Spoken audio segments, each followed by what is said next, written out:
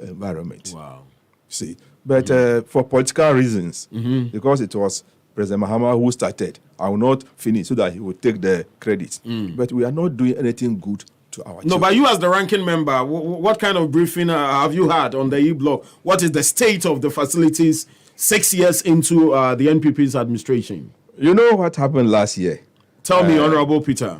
The minority on the education committee, we embarked on a tour to 3 regions. Okay. To find out the state of the E-blocks. So 3 regions, how many blocks were you looking at? Oh, you know, how many in a region?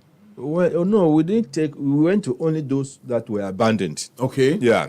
When Aplau, I don't know if you remember that story, where we went to visit the chief of Aplau, the Paramount chief, and he made a comment. Those comments the president reacted to. Yeah, exactly. Yeah. But fortunately, the school is now operational. It's now operational. Yes. Thank God. It's now operational. Good. And I think our visit paid off. Because if we had not gone there and that statement came out, I'm sure no steps would have been taken to complete that school and operationalize it. Yeah. So you realize that you go to some of the schools, about 60% complete, 70 or 80% complete. There's one very close to Kofura, they call it Apeswa. The whole place was completed except furniture, and then the laboratory equipment. And it was left there. But we are happy that it's also operational. I went there about 3 months ago. Good. Just to visit and see what was happening. So it's now operational. Yeah. But so what's the level of briefing? How many are operational now? How many are at various stages? How many did you leave at the time you exited office? Oh, we had started about 123 of 123. them. Yes, we had completed about 48. Okay. Yeah, but with my search from Get Fund, they were also able to complete about 11 or 12 of them, which are also operational now. Yeah, and I think it's the determination of the administrator that they have prioritized them now on percentages completed. Okay. So he promised that they will do in the next 2 years, they should be able to complete those that were 70% above complete or completion rate. Okay. Before, no, why is it now under Get Fund Secretariat? Or? Yeah, it's all are now under Get Fund. Under Get no, Fund. some were World Bank yeah. projects. Yeah, for those that under Get World Bank, they were not neglected. Okay. Or they were not abandoned because the money is a World Bank facility. So the government could not, at any circumstances, stop them. Yes. The funds were secured before President the start Mahama, of the left project office. itself. Yes. Okay. So that one was those projects were completed. I see. Yeah. But Pamcho, and our guest, Honorable Peter Nortsu-Kotoe, MP for Akatsi North Constituency, ranking member on the Education Committee of Parliament. I mean, don't get it twisted. You are not lost. Happy FM. But honorable baby free ban a kwan wa ntini ya kabro fo nko ano ni twi ni ya kakra bi uti twi kakra honorable Small obi say honorable ni twi no man fa ketu abi fam ni ehwen e di utwi ni dia na wote me pa cho ni me da ase nko an fa cho Brian Koi. I see. But honorable, there's been issues around feeding. So it even got to a point the ministry had to do a bit of, I don't know even how to describe it, whether it's a showcase or, for public assurance. They had to do some sort of an exhibition with trailers fully loaded with stuff for distribution to schools. What do you know currently about that situation of shortage of feeding, essentials in schools? Yeah, thank you very much, Don. The feeding of students has to do with the commencement of the free senior high school program. Yes, Honorable. Which everybody applauded.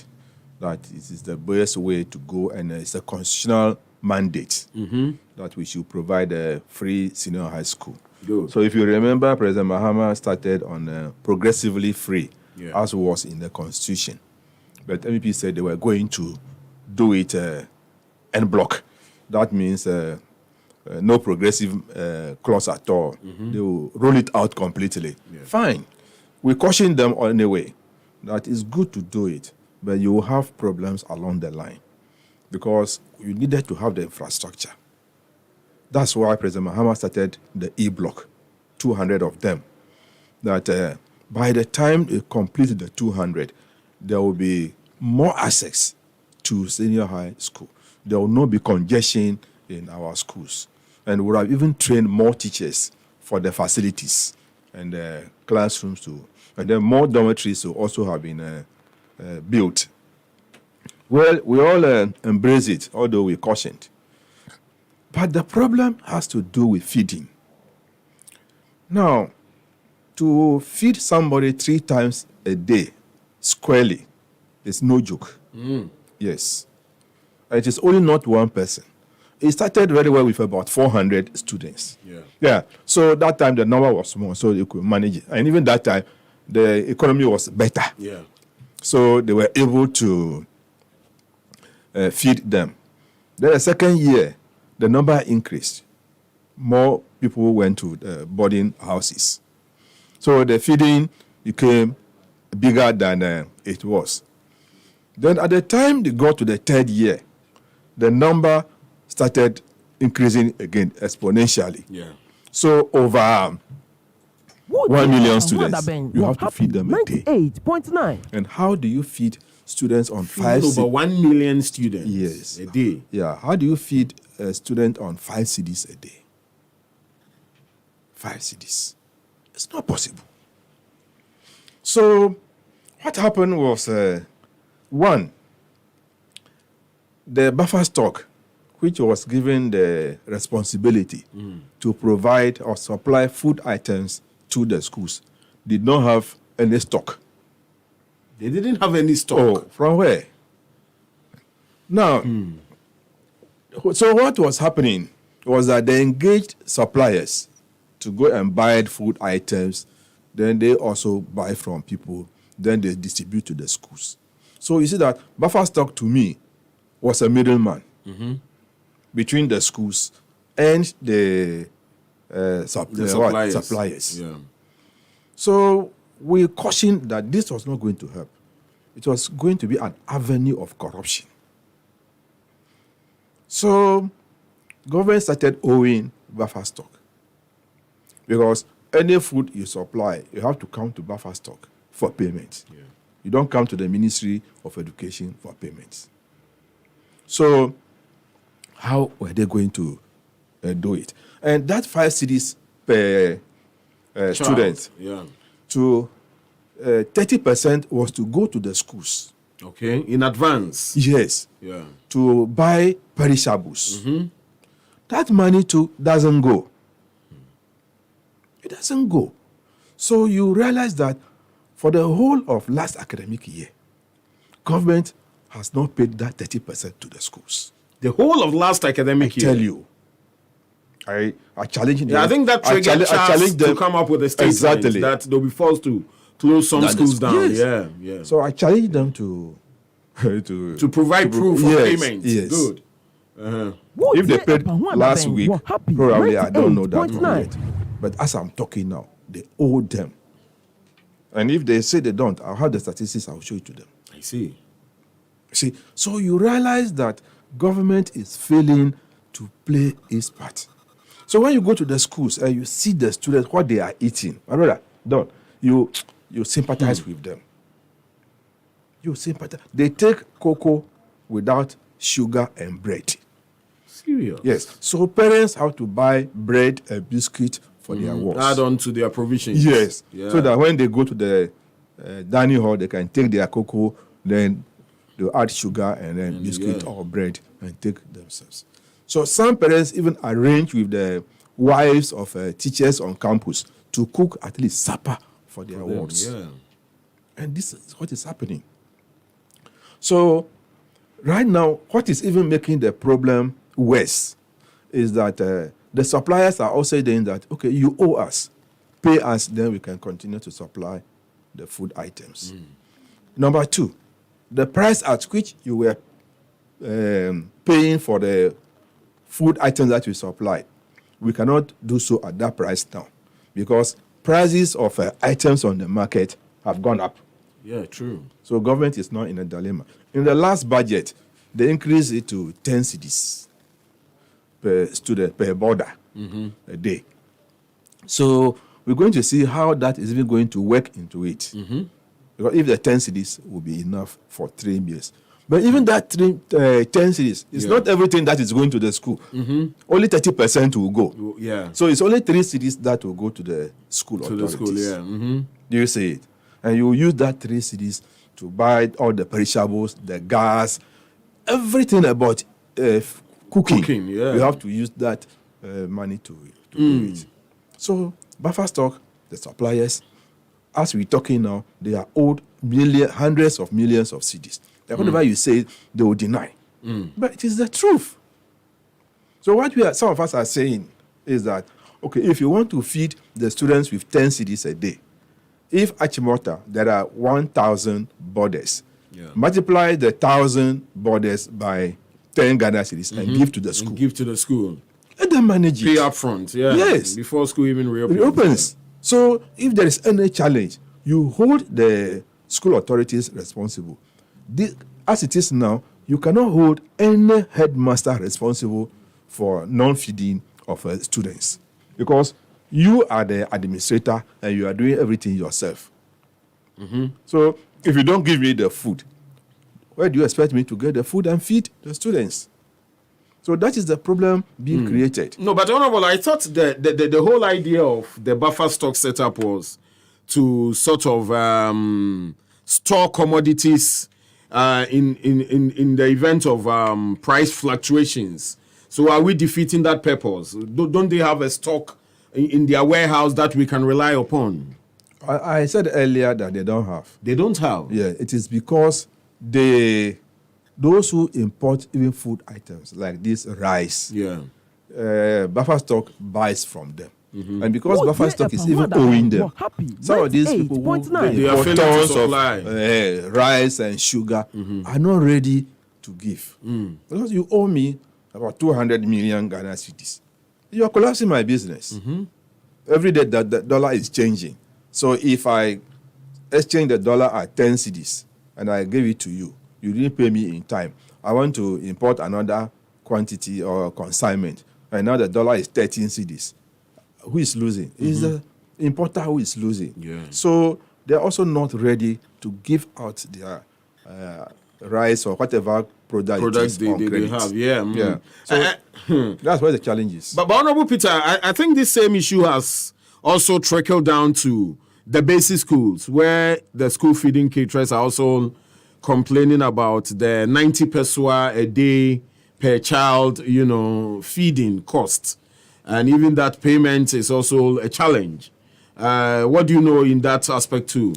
Well, that one I know is for gender and social protection ministry. But because they feed students or pupils in the Ministry of Education or GS schools, I know something about it. Good. Yeah, they were being paid, I think, 93 pesewas or so, or 97 pesewas a day.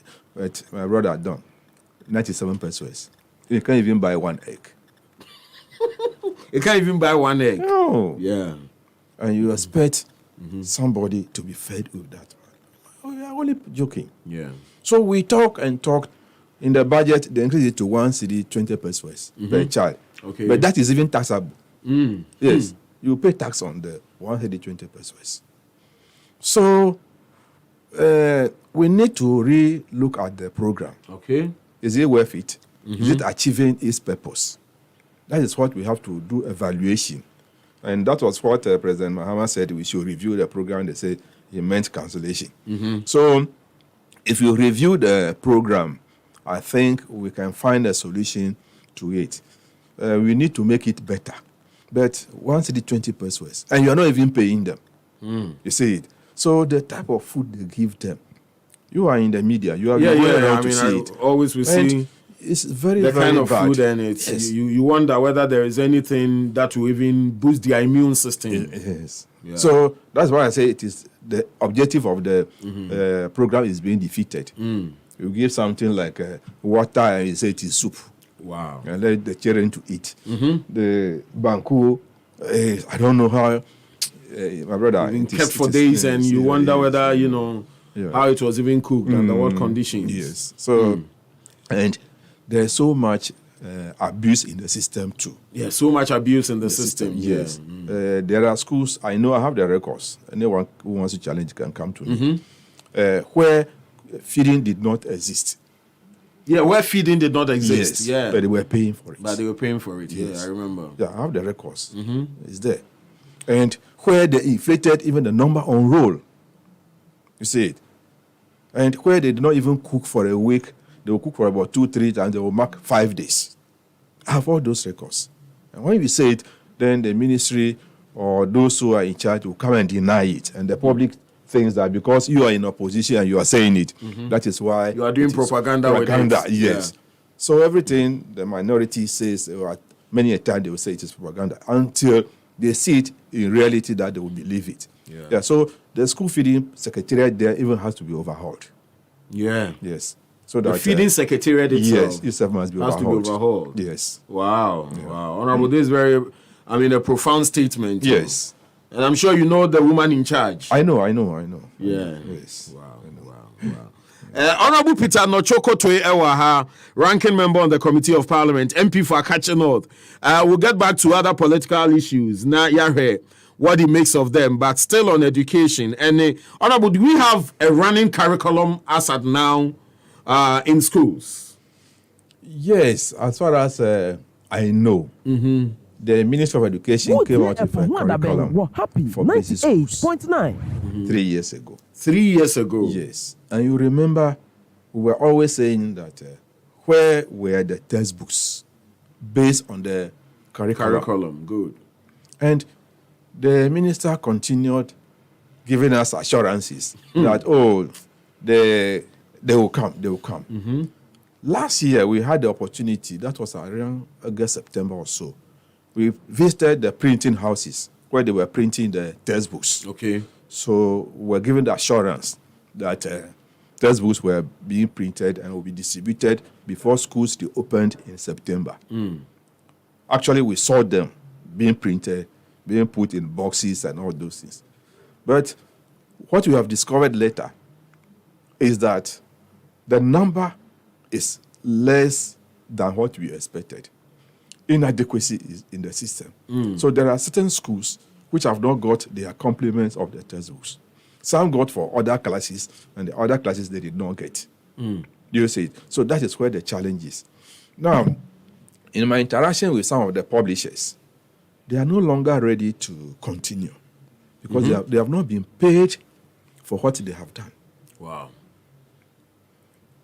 So they are beginning to run at a loss because some of them went to take loan. And the loan was on this dollar rate calculation. That's it, yeah. And so they had to import the materials. And they pay duty on materials.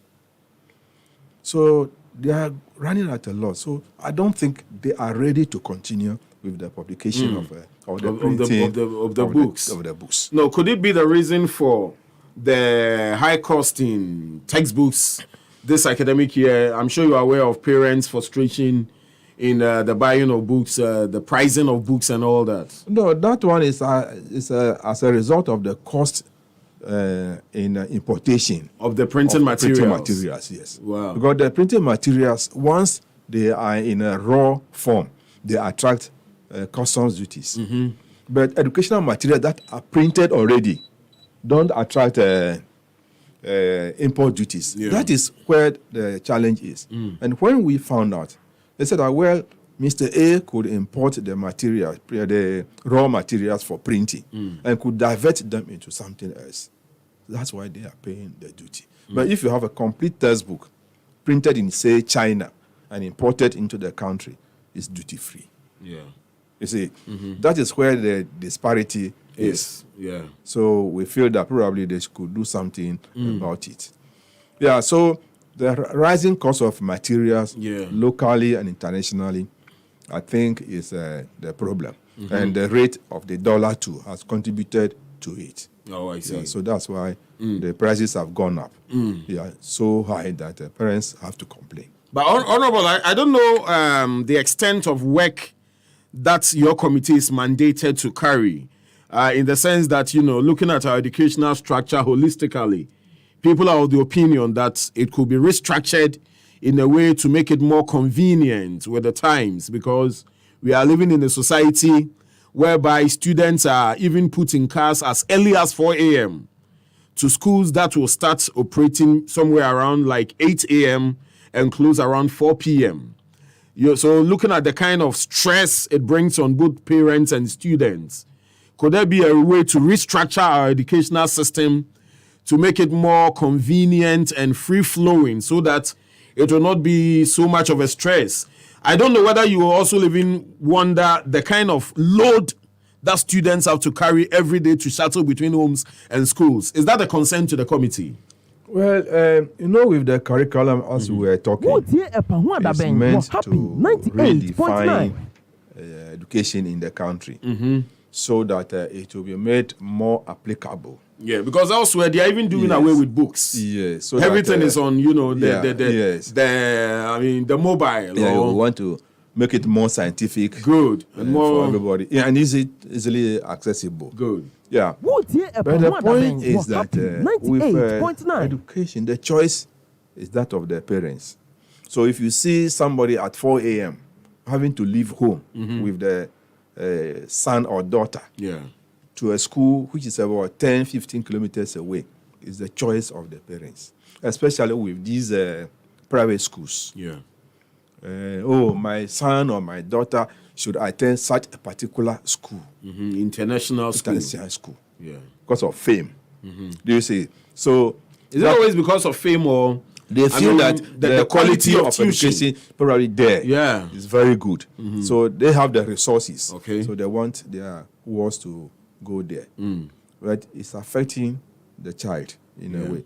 The child should sleep very well, get up, and then feel fine before going to school. Good. Yeah, but in many cases, you have a good private school just very close to you. But because you've heard of a preparatory school, you want your son or daughter to go there. That's why I say it is a choice of the parents. You have a public school very close to you, but you wanted your son or daughter to go to a private school, so you drive him or her. No, but the general atmosphere and conditions around the public schools, doesn't make it that attractive for people to choose such schools. I don't know. Yeah, why haven't we been able to elevate public schools to such standards in terms of the quality of buildings, the infrastructure? Because in terms of the tuition, your teachers go through that training process mandated by states. But eventually, your product seems to be found nowhere. It is true. Yeah. There are a lot of factors. I see. And as you said, the environment must be attractive. Just as with the senior high schools, where we have neglected some of or many of the senior high schools, especially in the rural areas. They have been neglected. We are only thinking of the big ones in the cities. Yeah. Do you see it? Neglecting those in the rural areas, which are also contributing very much. Years ago, students from rural areas who entered senior high school, secondary schools in those days, did better than those from preparatory schools. Because in the preparatory schools, they were only made to pass common entrance. Yeah. But in the public schools in those days, you were made to think and analyze things for yourself. Good. And I think it is the opposite now, which we need to work around. That's beginning with the environment in which we find the schools. Are we providing the facilities that are needed? Yeah. So you realize that we have neglected the basic school now, concentrating on senior high school. Even concentrating on the senior high schools just to allow a few of them benefit more. Yeah. So if we equitably distribute the facilities in all communities, go to some of the communities, the classroom blocks, there's nothing to write home about. Very bad environment. Furniture is not there. I'm sure you have been watching your sister station, School of Fame. Yeah. School of Shame. Okay. Yeah. Where children lie on the ground. On the bare floor to write. Very terrible. Yes, 21st century. Yeah. We are still doing that. Students have to carry school decks, walk miles to school, and it's terrible. It's terrible. So and recently, those students wwho were drowned in one of the communities. Yes. So I think government must prioritize basic education. Good. Because if that is the foundation, and we are neglecting it, so the children will go to the secondary schools. They will not know anything, and they will be expecting that they will allow them to cheat in examination. Yeah. You see, so there's the need to look at it, provide the facilities that are needed at the basic school, so it can attract more students. Yeah. So if you go to some, even in the rural areas, you will see somebody walking 4 kilometers to another school because the building there is more attractive, and they feel that they teach there better than where he lives. So that is the situation in which we find ourselves. So that is one, is the environment. Yeah. Then in the private schools, there is supervision. The proprietor is paying somebody to supervise the work of the teachers. But for public schools, the education supervisors who they are there, but they are there not always. If you have the CISO or the school something, they now call it CISO. Okay. Years ago, we called them security supervisors. Yeah, the security supervisors. Yes. How many times does he go there? Even the means of transport, it's not there. Yeah. I remember in my constituency, I had to buy motorbikes for some of the supervisors. Okay, good. But even maintenance and running it is a problem because they are not paid to visit the schools. So they have to use their own salaries to visit the schools. Those who have the motorbikes, they are not paid any running cost allowance. Unlike a private school where the proprietor or proprietress is always there on them. Yes. So you cannot misbehave. Yeah. Do you see? So that is where the difference is. So you realize that they are not even trained as teachers, but the outcome or the output is very high. Yeah. So we need to motivate our teachers. We need to provide materials to the schools. We need to make sure that supervision is very stern and strict. You provide the supervisors also the necessary tools. Then, based on that, and if teachers are due for promotion, promote them in time. Good. Whatever entitlements are due to them, give it to them in time, and you will see the result. Wow. Pamcho, Honorable Peter Nortsu-Kotoe, I mean, also I liven up the airspace and area. He's brought some insight into our educational system on the radio this very afternoon. On Happy 98.9. And so soon we've done about 50 minutes of this conversation. Now, you digress a bit to other issues. Honorable, let me find out, are you part of the over 70 rebel MPs who are defying the party's directive of a change in leadership in Parliament? Where do you stand in this? I will not agree that you call them rebel MPs. But when those on the majority side said they didn't want the finance minister, you tagged them as rebel MPs. We didn't do so. It was the media that tagged them rebel MPs. Anyway. Yes. Well, I think what is important is for the matter to be resolved. Good. As we're talking, I think the Council of Elders of the party have taken up the matter. So 98.9. I will leave it for them to handle. Okay. Very soon they will be meeting the caucus. Yeah, I understand that meeting was scheduled for yesterday. It couldn't come on. Yeah, it couldn't come on. My information is that they had not concluded the discussions with the MPs. Yeah. So will this decision stand? Well, let's wait as Parliament is about to reconvene for the next session next week. Yeah, Parliament will resume on the 7th. Yeah. But it is my hope and belief that we'll resolve the matter before the 7th. You believe you'll resolve it before the 7th? Yes. Today is the 1st. Yes. You have 6 days before Parliament resumes. Yeah. Even 2 hours before Parliament resumes. You can resolve your issues. Yes. Yeah, I believe so. No, but who is stretching the cord? Who is making it a bit difficult for you to resolve? Is it the outgoing sets or the incoming sets? I don't want to put any blame on anybody. This is an internal party matter, which I'm sure the leadership and the Council of State are.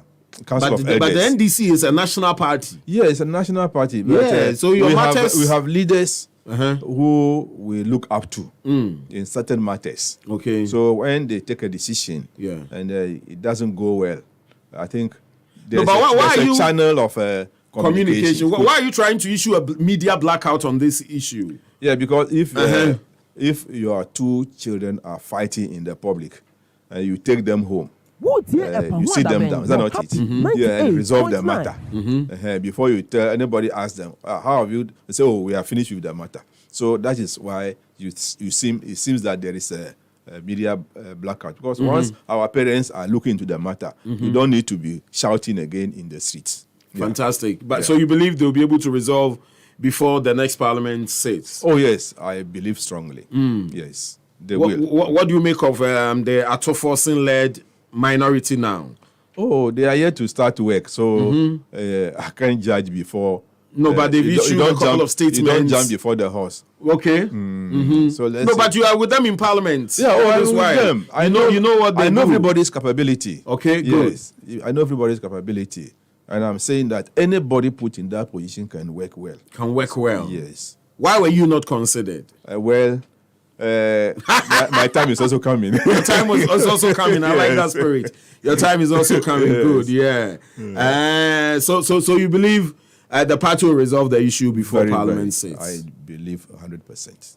Because still some of the your colleagues are still talking tough that this decision will not stand. They would we will wait to see what happens in the chamber. We're not going to fight in the chamber. Okay.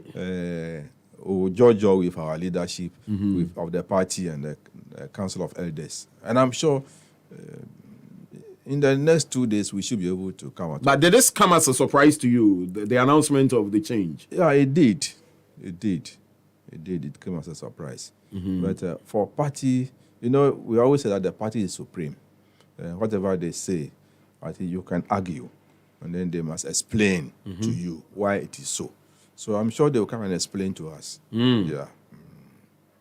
And as at now, there's not been that engagement with the caucus and the leadership? No, we have not met since that day. We are yet to meet. Is it that the party is struggling to find the entire caucus to meet or what? No, it's not fine. I don't think it is finding it difficult. Have you been served any notice of a possible meeting? Yeah, that is what we should have had, I think, was it yesterday? Yesterday, yes. Tuesday. Yeah. But as I said, the National Council of Elders have not completed their engagements. Okay. And so we have given them, they have given us more time that they will meet us very soon. Yeah. So we'll find a solution to that problem. Wow. Yes. Honorable is trying to play smart around this situation. Yeah, no, I'm telling you the truth. Okay. Yeah. Now we'll find a solution to it. Very soon. Very soon. Yes. We pray so. We pray so. But Honorable, how about the issues around the National Cathedral? What do you make of it? I mean, the current position of the board. Well, if I were a member of the board, I would have resigned. Oh, okay. Yes, because of the scandal around it. I think we need to be faithful to Ghanaians. And then if we say you are building a cathedral for God and there are scandals around it, it's a big shame. You term them as scandals? Yes, because you know what is happening. If you, as a pastor or who you are... You mean the secretary to the board? Yes. And payments are made through your company's accounts and there are circumstances that are not very clear to people.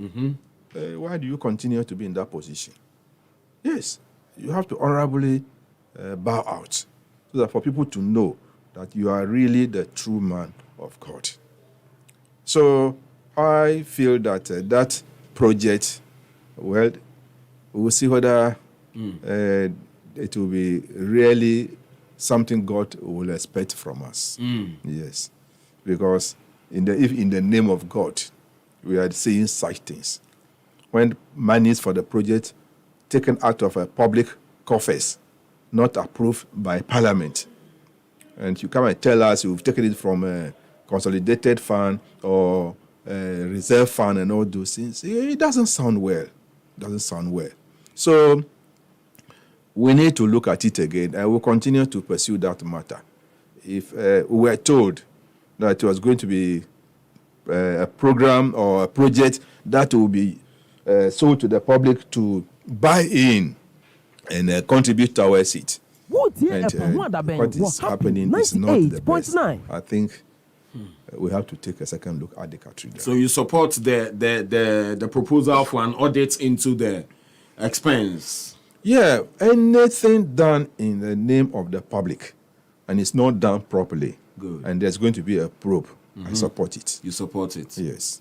Do you believe the NDC can win the next election? Very well. We are ready for it. What shows? Oh, if Ghanaians will give MPP the mandate, looking at the gargantuan nature of corruption, mismanagement, and thievery that is going on in this country, to continue to make this country bankrupt and continue to get us into more debt. Now, our debt level is 575 billion from 122 billion.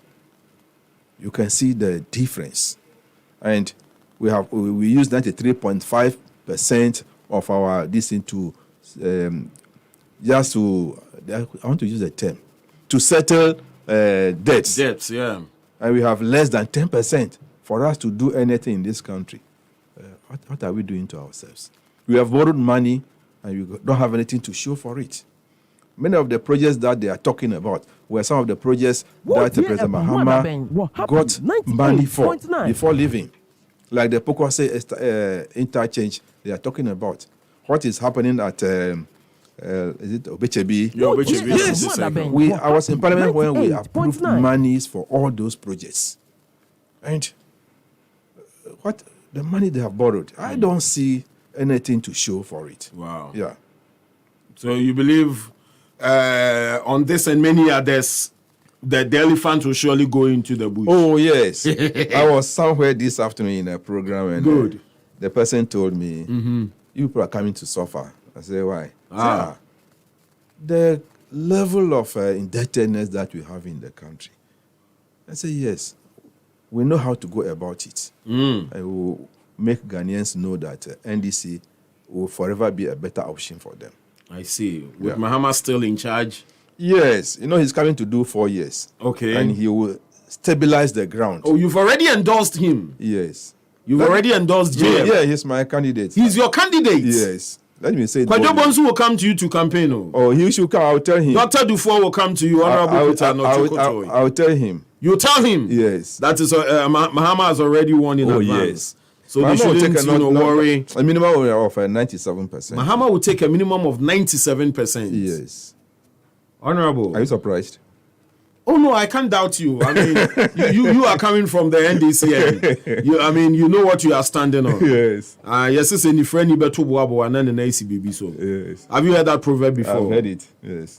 Say any friend you better boabo. Yes. Yeah. If a blind man wants to throw a stone at you, I was expecting to hit you with a stone. He has his foot on the one already. Yes. Yeah. Yes. I see. Yeah. So how is your constituency doing? Akatsi North? Oh, very well. Yeah. What's your constituency capital? Aferakpa. We have to visit there one of these days. Yes, you are invited to see the. Yeah. What's your favorite staple? Oh, this one. It's we are Akple. Oh, okay, the famous Akple. Yes. Wow. Yes. So what does the constituency produce? Is there any particular thing that, because the last time Kofi Adams was here, he told us about ginger in his constituency. I mean, he's looking for avenues to, do mass production of ginger and even for export. Yeah, apart from maize. Which is a staple food. Okay. Now we are into pineapple and tomato production. Pineapple and tomato production. If you want pineapple, good one, you come to Akatsi North, you get it. Wow. Do you have a pineapple factory over there? No. Has the 1D1F reached your constituency? No, it has not. Hey! So all the pineapples are getting rotten? Yeah, what is happening is people come to buy. People come to buy. Good. And take away then processing and all those things. So we are trying to engage some investors and see if they can establish the factory. Okay. Yeah, I know because of seasons. Some are saying that if we come to put up the factory and there's off-season, the machines will remain obsolete and can. So we are looking at somebody who, maybe out of season, when there's tomatoes, they can also use the machine. So multiple use machines. That's what we are trying to look at. So that when you can process it, the tomatoes and the pineapple, wow. to help us. Yeah. Some of us are also going into coconut farming. Coconut farming, yes, good. It's doing very well. In the area. Is it also a viable venture? Yes. Wow. I have a demonstration farm. You have a demonstration farm? Yes, yeah. Wow, great, honorable. Ghana appreciates you. Thank you. Yeah, you are not dead yet, okay? No, not at all. Even though you have a lot of degree. Yes. You are not dead yet. It's a sign of wisdom. It's a sign of wisdom. It's a sign of wisdom. Yes. But there are a lot of persons moving around with gray and you wonder whether, they have it. Yes. Nothing. Baby, are in office, but nothing. Yes. No results. So finally, what's your message to the entire Ghanaian populace and, of course, the NDC fraternity? What's your wish in this times leading to an election year?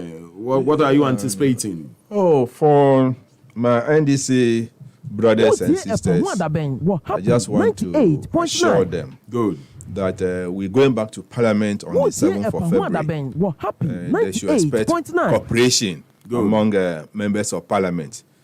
People who are hyping issues that minority is going to fight among themselves on the 7th of February, they should just disregard that allegations or rumors. Okay. It will not happen. We will continue to fight for the party and the people of Ghana in Parliament and make sure that anything that this government will do to the disadvantage of Ghanaians, we will resist it and then make sure that the right thing is done. Yeah. Okay, so great conversation with the Honourable Member of Parliament for Akatsi North Constituency, ranking on the Education Committee of Parliament, Peter Nortsu-Kotoe. Yabed Honourable Asipa for coming through this afternoon, and let's repeat same another time. Now, Yamfam build our democracy. Yes. Yeah, there are some of the MPs microphone crowd who are no journey. No, there be any sabanisa. We not the microphone ban. Hey, I'm not ready for the media. No, I am ever ready. You are ever ready. I like Yes, that. yeah. We appreciate Honourable for passing through this very afternoon.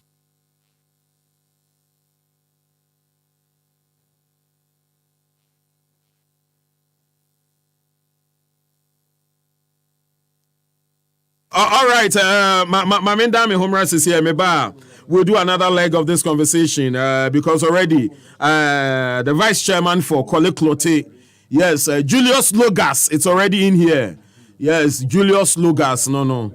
Onuwa has also Ali Suraj will also join us. Nafi, we do the conversation from there. You're from the Dawn, Kwabna Pride, Panwada Bay on Happy 98.9 FM. Yabana Yabetuan Komoniso Eddie Friho.